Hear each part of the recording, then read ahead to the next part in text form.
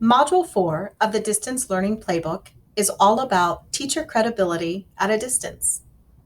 Let's begin by asking yourself, do your students believe that they can learn from you?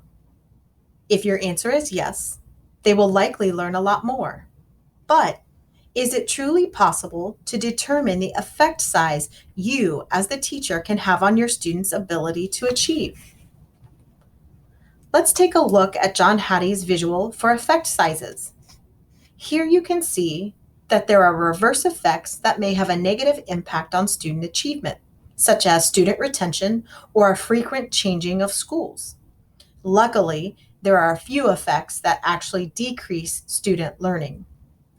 Developmental effects refer to the natural growth seen in students as they grow a year older.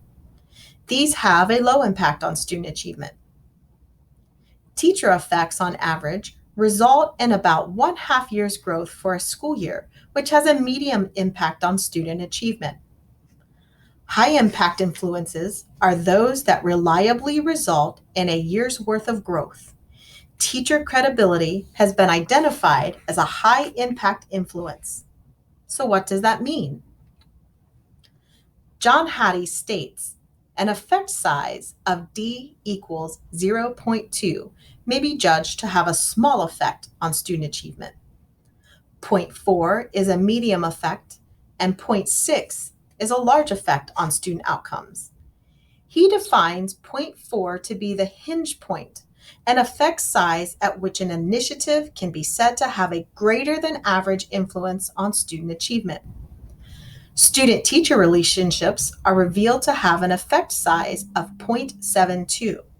Module 2 in the Distance Learning Playbook addresses the first days of school and, in particular, highlights the importance of developing strong student-teacher relationships in both the in-person setting and the virtual, and provides suggestions on how best to do this. And looking at this visual, we would agree that the student-teacher effect size of 0.72 will have a high impact on student achievement. Teacher credibility, which is the label we give to the idea that students believe that they can learn from their teachers, has an effect size of 1.09. This is a significant effect. Like all influences that increase and accelerate student learning, teacher credibility can be difficult to accomplish, especially in the virtual setting. Take a moment and think about your own learning experiences. Did you have a favorite teacher in school? And why was he or she your favorite? One of my favorite teachers was my 8th grade science teacher, Mr. Wells. Science was not a subject that I generally enjoyed, nor found easy at the time. My middle school science classes to that point were pretty boring, and though the teachers themselves were very nice, they didn't seem very excited to be sharing a lesson with us every day. Though they were clearly knowledgeable about the subject, they were not able to present lessons in a way that communicated why it was important for me to learn this information, nor were they able to present it in a way that was easy for me to learn. It all oftentimes felt really disconnected to me. I always felt like they assumed I knew things that I had not yet been taught. Mr. Wells, however, really took the time to get to know each one of us in our class and talk to us about our interests. There weren't many classes where he didn't have us laughing, but we also all recognized that he really knew what he was talking about during our lessons, and he did his very best to make it fun and interesting for us. Mr. Wells helped us make real-world connections to his lessons, which gave the learning meaning for me. He believed that we could learn what he was teaching, and more importantly, he made me believe that I could learn what he was teaching. I did really well in science that year, and ultimately found a new appreciation for this subject. So why was I able to learn so much from Mr. Wells? Well, he was credible. A student's likelihood to learn is greatly influenced by their teacher's credibility. So what is teacher credibility? Well, there are 4 components: trust, competence, dynamism, and immediacy. So let's take a closer look at each component.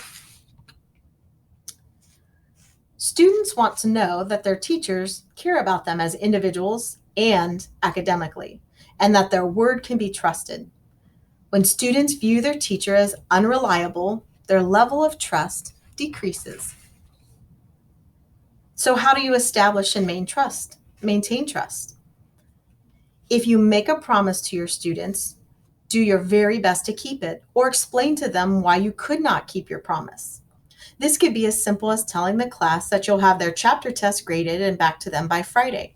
The students will be counting on this. They've taken you at your word.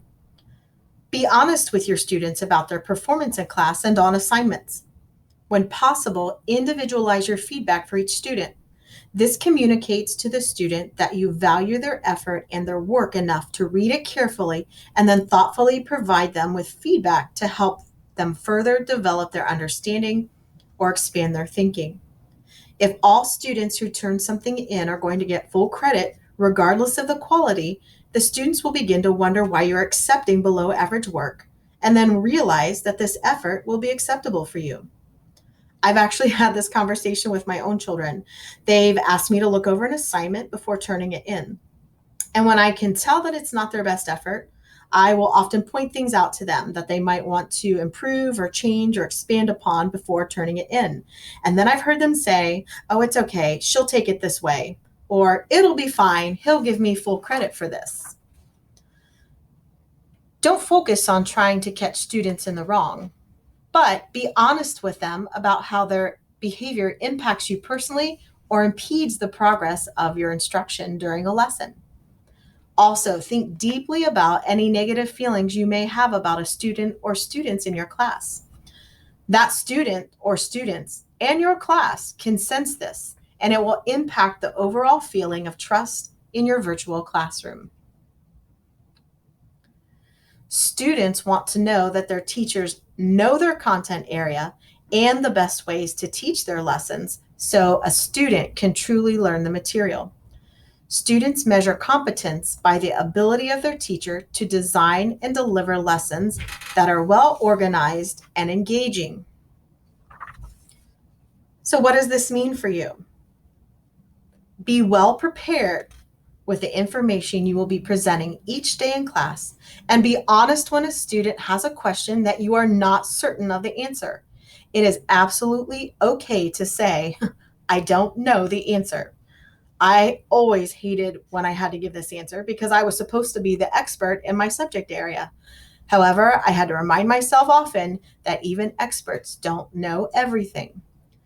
This just presented a learning opportunity for both the students and for me as we searched for the answer together. Consider the student's perspective when designing your lesson to be sure it is organized in a clear and a cohesive way. Lesson routine should be predictable and understandable to students. Though incorporating some variety in instructional strategies is a good thing, when we change them too often or frequently, students may perceive this as the teacher doesn't know what he or she is doing. Be mindful also of your nonverbal behaviors that communicate competence, such as your hand gestures or facial expressions during a lesson. Students want to know that you love what you do and what you teach, and that you are excited to teach them about it too. This can be evidenced by your intentional design of engaging lessons that reflect student interests as often as possible. To increase your dynamism, take time to recall what it is about your subject area that got you excited as a student and then made you want to become a teacher of that subject. Students recognize when you are bored or not excited about a topic or a lesson. Consider the relevance of your lessons. Do your lessons provide an opportunity for students to make connections outside of the classroom? Does the lesson require them to problem solve or challenge them to learn more about themselves and their own perspectives or opinions? When students are unable to make a personal connection to the learning, they often become disengaged and may become compliant learners instead of committed learners. Consider inviting a trusted colleague to a virtual lesson.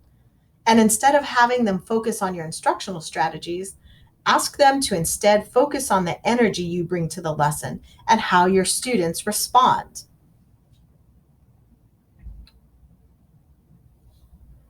Students also want to know that you are accessible to them and that their learning is important to you.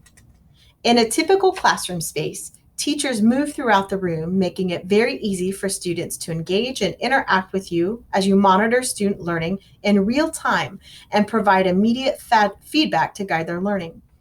In a virtual setting, this becomes much more challenging.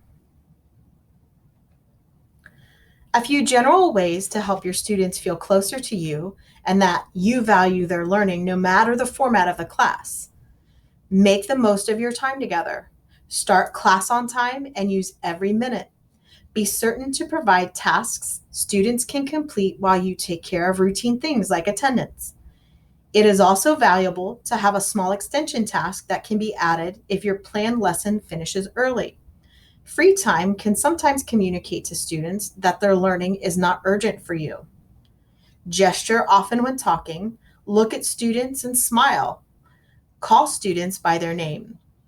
Getting to know something personal about each student, as students know when you don't know their names or anything about them. Do your best to make sure every student hears their name every day. By acknowledging students in this simple way, they feel valued and recognized and are more likely to ask questions and seek you out for assistance when it's needed during your office hours. Using we and us when referring to the class communicates inclusivity of everyone. Everyone is an important component of your classroom. And invite students to provide feedback to you. Students will let you know if there are things you can do better or differently to help them improve in their learning. When a teacher is not perceived as credible, students will disengage. They'll fail to log in, they'll fail to complete assignments, and they will fail to engage with their peers. As you reflect on your time with students this year, ask yourself, have I developed routines and procedures that ensure that trust is maintained in distance learning? Have I demonstrated my competence using familiar routines, and do I acknowledge new learning, especially related to technology? Do I bring passion to my synchronous and asynchronous learning for my students? And have I found ways to maintain immediacy with students in distance learning? Are there areas you can focus on to improve your teacher credibility?